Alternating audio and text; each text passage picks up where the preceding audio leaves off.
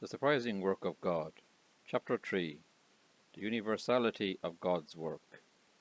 This revival among us seems to have been a very extraordinary dispensation of the providence. God has, in many respects, gone out of and far beyond his usual and ordinary way. The work in this town and others around us have been extraordinary because of the universality of it, affecting all kinds of people, temperate and corrupt, high and low, rich and poor, wise and unwise. It has reached the most prominent families and individuals as far as anyone can tell, as much as it has reached others.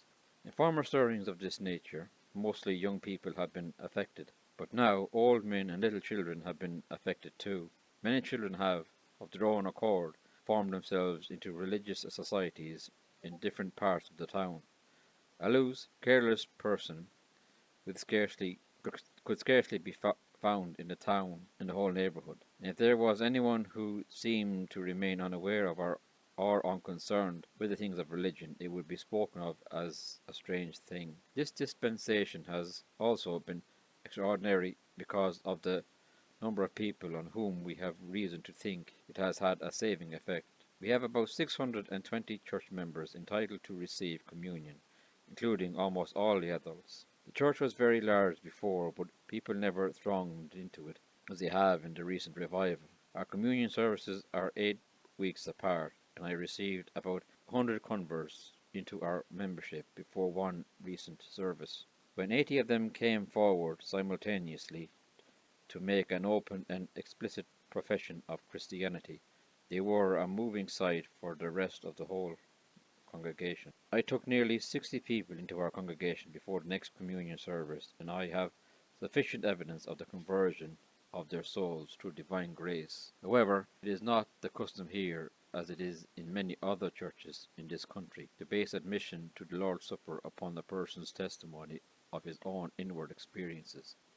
I will not pretend that I am able to determine how many have been the subject of such mercy, but if I may declare that what seems to be probable to me is a thing of this nature, I hope that more than 300 souls were brought home to Christ in this town in the period of half a year, and like years past, about the same number of males as females were affected.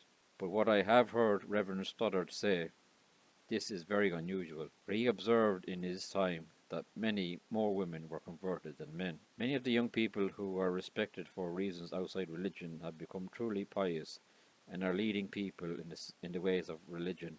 Those who are formerly loose among young people have generally become true lovers of God and Christ and have become spiritual in their dispositions. I hope that most people about 16 years of age in this town are the kind of people who have saving knowledge of Jesus Christ. From what I've heard, I suppose it is so in some other places, particularly in Sunderland and South Hadley.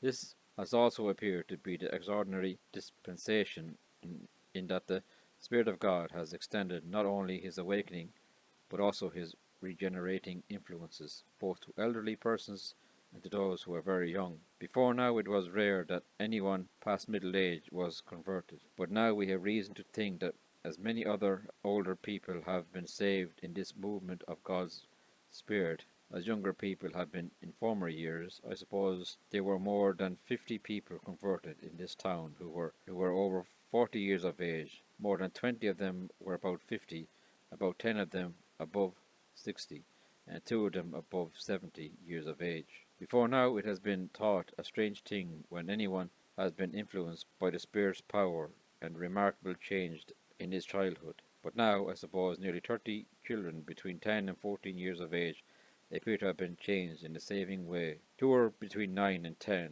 and 1 was about 4 years of age. I suppose it is difficult to believe that a 4-year-old child could experience the effects of salvation, so in a later chapter I will give a detailed account of what happened to the young girl named Phoebe Bartley.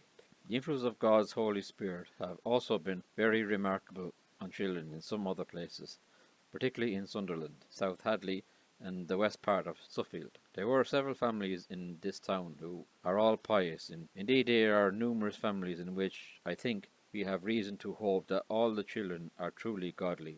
Most of them have recently become so. There are very few houses in the whole town where salvation is not likely come to one or more instances. the quickness of the Spirit. It also seems that God has gone out of his usual way in the quickness of his work, for his Spirit moved and operated swiftly in the hearts of many. It is wonderful that people have been so suddenly and yet so greatly changed. Many have been taken by a loose and careless way of living, and seized with strong convictions of their guilt and misery, and in a short time old things had passed away, and all things had become new with them. The extent of the Spirit's influences. God's work has also appeared extraordinary in the degrees of his influences. Many people have experienced high degrees of both awakening and conviction, and also of saving light, love, and joy. The extent of the revival and the speed with which it has been propagated from town to town have also been extraordinary.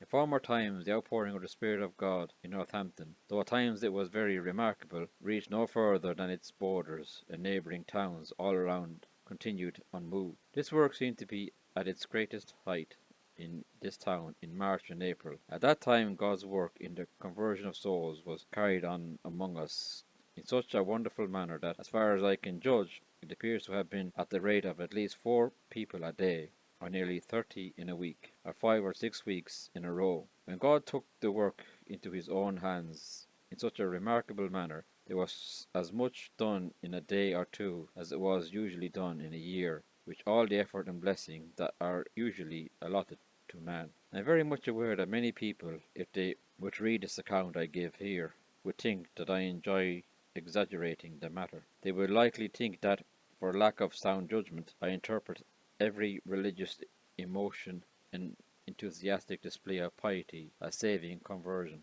I would not be surprised if they think so. For this reason I have held back from publishing an account of this great work of God until now, though I have often been asked to write one. But now, having a special call to give an account of it, after mature consideration, I thought it might be my duty to declare this amazing work and to conceal no part of its glory. I leave it up to God to take the credit for his own work, and I run the risk of any judgmental or prejudiced thoughts that might be directed toward me and my disadvantage. Moreover, so the people who have not seen this revival in person may have the advantage of judging it for themselves. I will now go into more extensive detail regarding the work that God has done here.